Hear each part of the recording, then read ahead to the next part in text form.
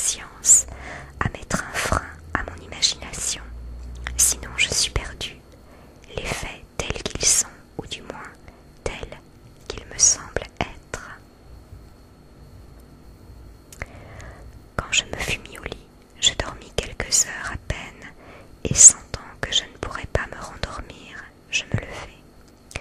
J'avais accroché la petite glace de mon nécessaire à l'espagnolette de ma fenêtre, et je commençais à me raser, quand soudain je sentis une main se poser sur mon épaule et reconnus la voix du comte qui me disait « Bonjour ». Je sursautai fort étonnée de ne pas l'avoir vu venir, puisque dans le miroir je voyais refléter toute l'étendue de la chambre qui se trouvait derrière moi. Dans mon mouvement de surprise, je m'étais légèrement coupée, ce que je ne remarquai pas au moment même. Lorsque j'eus répondu au comte, je regardai à nouveau dans le miroir, essayant de comprendre comment j'avais pu me tromper. Cette fois, il n'y avait pas d'erreur possible. Je savais que l'homme était tout près de moi. Il me suffisait de tourner légèrement la tête pour le voir contre mon épaule. Et pourtant, son image n'était pas reproduite dans la glace. Toute la pièce derrière moi était reflétée dans le miroir, mais il ne s'y trouvait qu'un seul homme, celui qui écrit ces lignes. Ce fait stupéfiant, venant s'ajouter à tant d'autres mystères, ne fit qu'accentuer la sensation de malaise que j'éprouve toujours lorsque le comte est là. Mais au même moment, je m'aperçus que je saignais un peu au menton.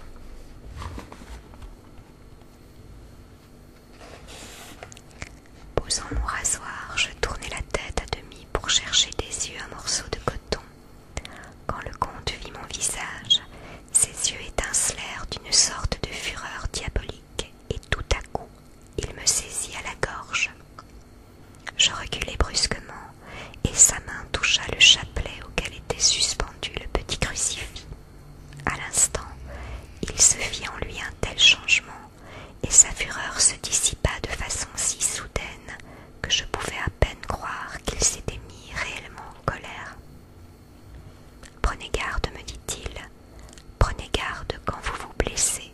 Dans ce pays, c'est plus dangereux que vous ne le pensez. » Puis, décrochant le miroir de l'espagnolette, il poursuivit. « Et si vous vous êtes blessé, c'est à cause de cet objet de malheur. Il ne fait que flatter la vanité des hommes, mieux vaut s'en défaire. » Il ouvrit la lourde fenêtre d'un seul geste de sa terrible main et jeta le miroir qui alla se briser en 1000 morceaux sur le pavé de la cour. Puis il sortit de la chambre sans plus prononcer un mot. Comment vais-je pouvoir me raser maintenant? Je ne vois qu'un moyen, me servir en guise de miroir du boîtier de ma montre ou du fond du récipient où je mets mon blaireau. Ce récipient était heureusement en métal. Quand j'entrai dans la salle à manger, le petit déjeuner était servi, mais je ne vis le comte nulle part. Aussi bien je déjeunais seul. Je n'ai pas encore vu le comte manger ou boire. Quel homme singulier! Après mon repas, l'envie me prit d'aller à la découverte dans le château. Je me dirigeai vers l'escalier, et près de là était ouverte la porte d'une chambre dont la fenêtre donnait sur le côté sud.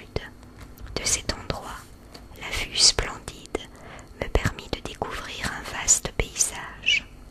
Le château est bâti sur le rebord même d'un précipice impressionnant. Une pierre que l'on jetterait d'une des fenêtres tomberait 1000 pieds plus bas, sans avoir rien touché sur son parcours. Aussi loin que l'on puisse voir, c'est une véritable mer de cimes vertes d'arbres, entrecoupées çà et là, lorsque s'ouvre un creux dans la montagne. On distingue aussi comme des fils argentés. Ce sont des ruisseaux qui coulent en des gorges profondes à travers cette immense forêt. Mais je ne suis pas en humeur de décrire toutes ces beautés naturelles, car lorsque j'eus contemplé un moment le paysage, je poursuivis mon exploration. Des portes, des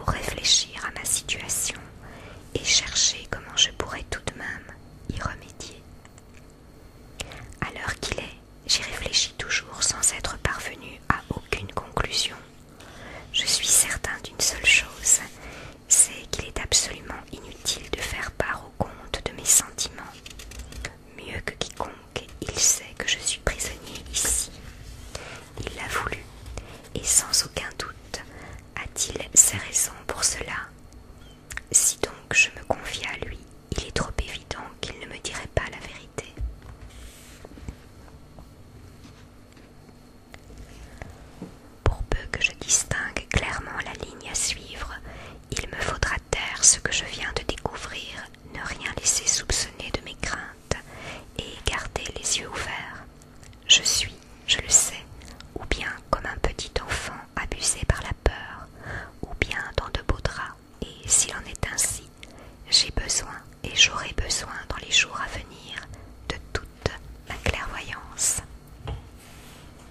J'en étais arrivée à ce point de mes réflexions quand j'entendis la grande porte d'en bas se refermer. Le comte était rentré. Il ne vint pas tout de suite dans la bibliothèque et moi, sur la pointe des pieds, je retournai dans ma chambre. Quelle ne fut pas ma surprise de le trouver là, en train de faire mon lit. Je fus grandement étonnée, certes, mais cela eut aussi pour effet de me confirmer ce que je pensais depuis le début, qu'il n'y avait pas de domestique dans la maison. Et quand, un peu plus tard, je le vis par la fente de la porte mettre le couvert dans la salle à manger, je n'en doutai plus, car s'il se chargeait de ses tâches, c'est qu'il n'y avait personne d'autre pour les remplir. Je frissonnai horriblement, en songeant alors que s'il n'y avait aucun domestique au château, c'était le comte en personne qui conduisait la voiture qui m'y avait emmené. Si telle était la vérité, que signifie ce pouvoir qu'il a de se faire obéir des loups, comme il l'a fait en levant simplement la main? Pourquoi tous les habitants de Bistritz et tous mes compagnons de diligence nourrissaient-ils de telles craintes pour moi? Pourquoi m'avait-on donné la petite croix, la gousse d'ail, la rose sauvage? Bénie soit la brave femme qui m'a mis ce crucifix au cou, car je me sens plus fort et plus courageux chaque fois que je le touche. Je m'étonne qu'un objet que l'on m'a depuis toujours appris à considérer comme inutile et de pure superstition puisse m'être de quelque secours dans la solitude et la détresse.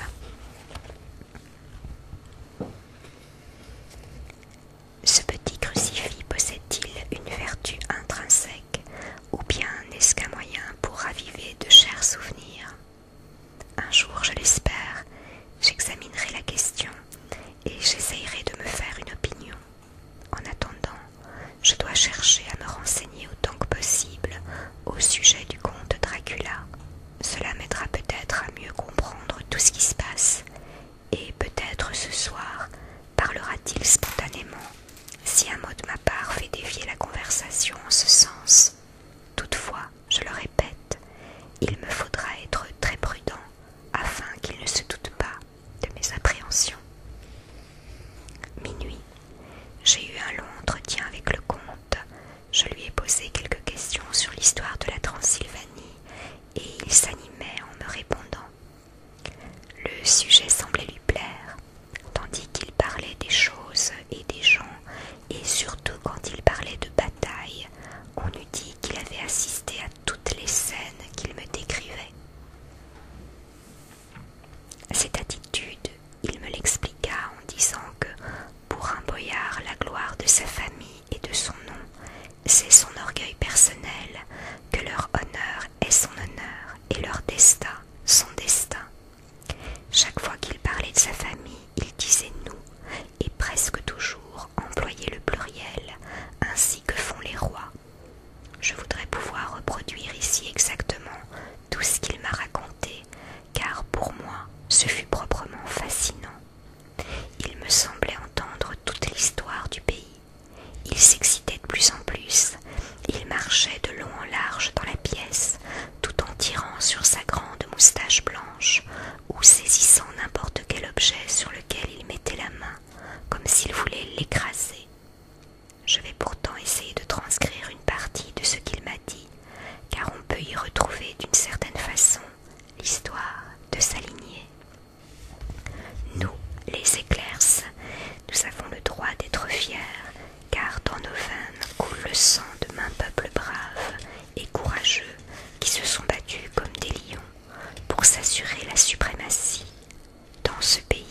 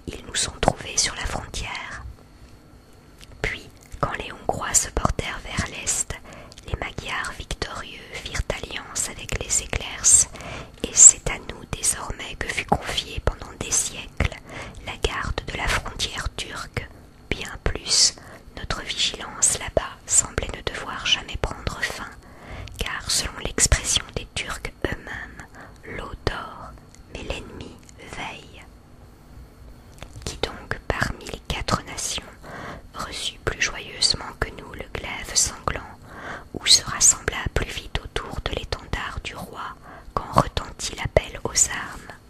Et quand donc fut lavée la grande honte de mon pays, la honte de Cassova, lorsque les drapeaux des Valaquès et des Magyars se sont abaissés sous le croissant, et n'est-ce pas un des miens qui traversa le Danube pour aller battre le Turc sur son propre sol? Oui, c'est un Dracula. Maudit soit son frère indigne, qui vendit ensuite le peuple aux Turcs et qui fit peser sur tous la honte de l'esclavage.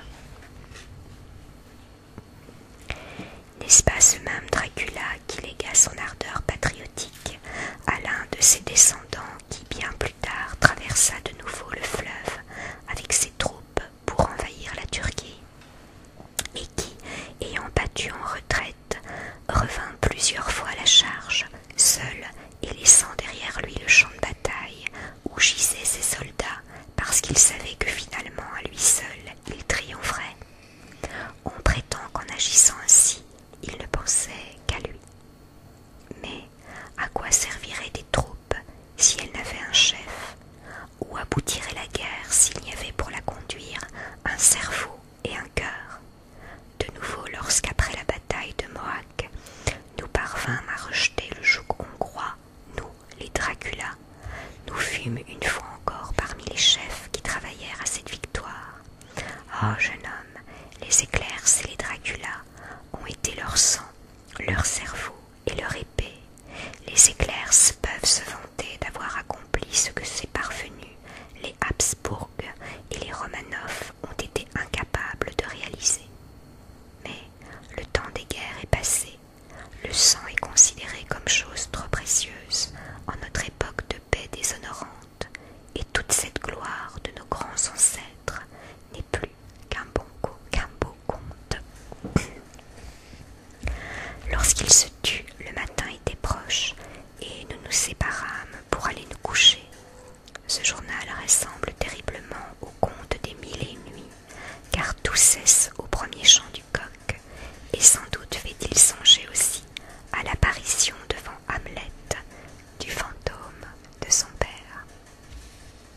12 mai, qu'on me permette d'exposer des faits, dans toute leur nudité, leur crudité, telles qu'on peut les vérifier dans les livres et dont il est impossible de douter. Il me faut prendre garde de ne pas les confondre avec ce que j'ai pu moi-même observer ou avec mes souvenirs. Hier soir, lorsque le comte a quitté sa chambre pour venir me retrouver, tout de suite, il s'est mis à m'interroger sur des questions de droit et sur la façon de traiter certaines affaires. Justement, ne sachant que faire d'autre, et pour m'occuper l'esprit, j'avais passé la journée à consulter plusieurs livres, à revoir divers points que j'avais étudiés à Lincoln's Inn.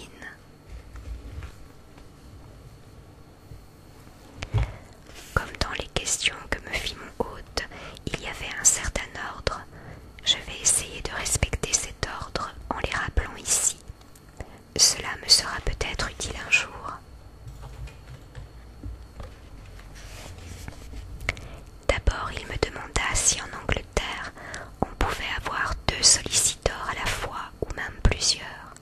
Je lui répondis qu'on pouvait en avoir une douzaine si on le désirait, mais qu'il était cependant plus sage de n'en prendre qu'un pour une même affaire, qu'en ayant recours à plusieurs sollicitors en même temps, le client était certain d'agir contre ses propres intérêts. Le comte sembla parfaitement comprendre cela, et il me demanda alors s'il y aurait quelques difficultés d'ordre pratique à prendre par exemple un solliciteur pour veiller à des opérations financières et un autre pour recevoir des marchandises expédiées par bateau au cas où le premier solliciteur habiterait loin de tout port. Je le priai de s'expliquer plus clairement afin que je ne risque pas de me méprendre sur le sens de sa question. Il reprit. Eh bien, dit-il, supposons ceci. Notre ami commun, M. Peter Hawkins, à l'ombre de votre belle cathédrale d'Exeter, laquelle se trouve assez loin de Londres, a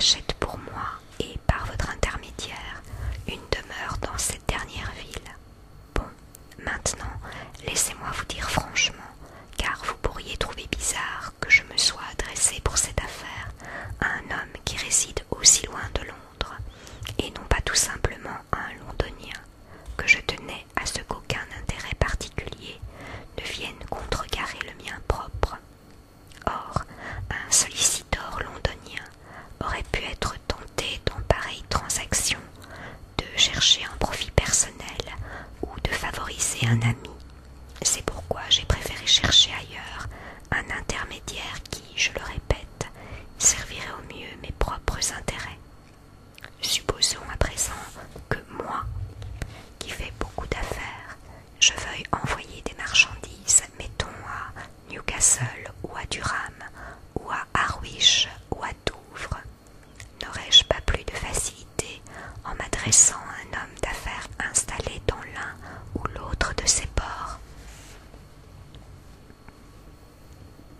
Je lui répondis que certainement ce serait plus facile, mais que les solliciteurs avaient créé entre eux un système d'agence permettant de régler toute affaire locale d'après les instructions de n'importe quel solliciteur.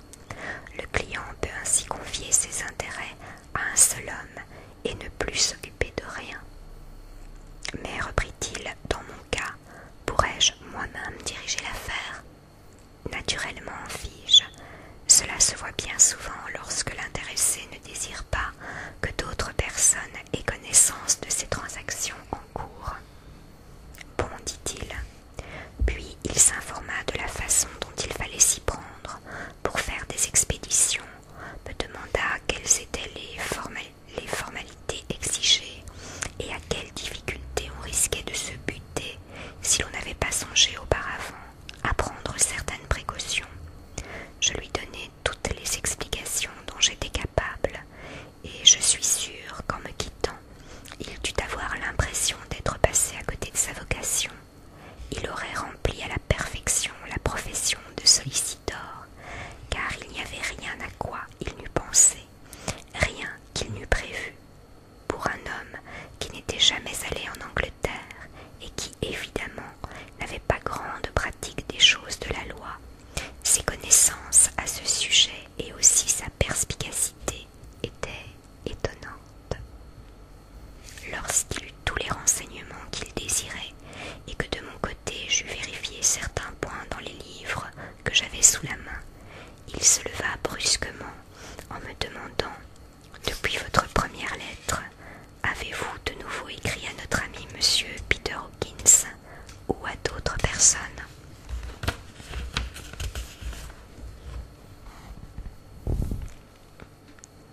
Ce ne fut pas sans quelque amertume que je lui répondis que non, que je n'avais pas encore eu l'occasion d'envoyer aucune lettre à mes amis. Alors écrivez maintenant, dit-il en appuyant sa lourde main sur mon épaule. Écrivez à monsieur Peter Hawkins et à qui vous voulez, et annoncez, s'il vous plaît, que vous séjournerez ici encore un mois à partir d'aujourd'hui. Vous désirez que je reste ici si longtemps? Fis-je en frissonnant à cette seule pensée. Exactement, je le désire, et je n'accepterai aucun refus. Quand votre maître, votre patron, peu importe le nom que vous lui donnez, s'engagea à m'envoyer quelqu'un en son nom, il a été bien entendu que j'emploierai ses services comme bon me semblerait. Pas de refus. Vous êtes d'accord? Que pouvais-je faire sinon m'incliner? Il y avait de l'intérêt de M. Hawkins, non du mien, et c'est à M. Hawkins que je devais penser, non à moi. En outre, pendant que le comte Dracula parlait, un je ne sais quoi dans son regard et dans tout son comportement me rappelait que j'étais prisonnier chez lui, et que, l'aurais-je voulu, je n'aurais pas pu abréger mon séjour. Il comprit sa victoire à la façon dont je m'inclinai, et vit au trouble qui parut sur mes traits que, décidément, il était le maître.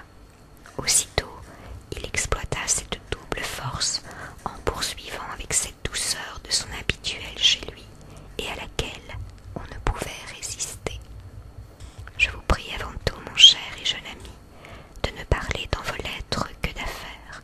Sans doute vos amis aimeront-ils savoir que vous êtes en bonne santé et que vous songez au jour où vous serez de nouveau auprès d'eux. De cela aussi, vous pouvez leur dire un mot. Tout en parlant, il me tendit 3 feuilles de papier et 3 enveloppes. C'était du papier très mince, et comme mon regard allait des feuilles et des enveloppes au visage